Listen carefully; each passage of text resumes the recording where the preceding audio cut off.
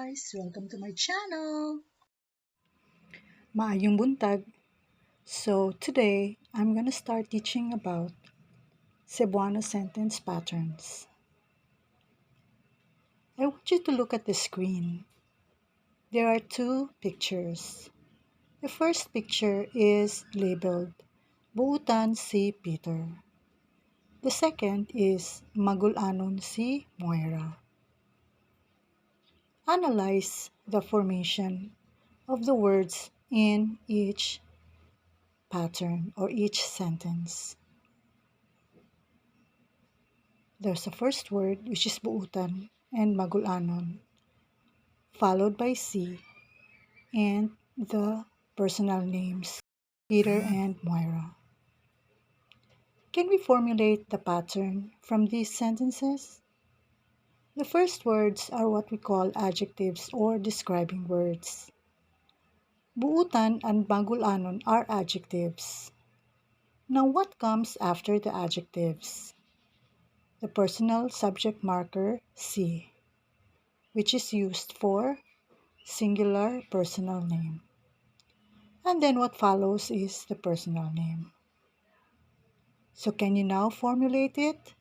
Yes, it is adjective plus personal subject marker, singular, plus personal name. Now, from the photos below, create sentences following the pattern. So there are blanks.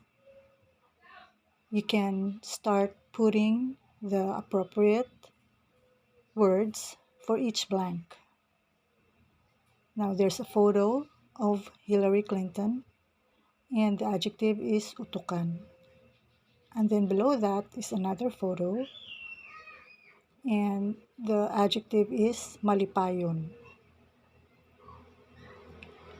Write your answers at the comment section if you have created your sentences already. Here are some adjectives for people that you can use. Tall, taas. Shy, mauwawon. Respectful, matinahuron. Muscular, maskulado. Happy, malipayon. Lazy, tapulan. Jealous, siluso. Handsome, guapo. Energetic, lagsik. Beautiful, guapa, maanyag, matahon. If you like this video, please like and subscribe also.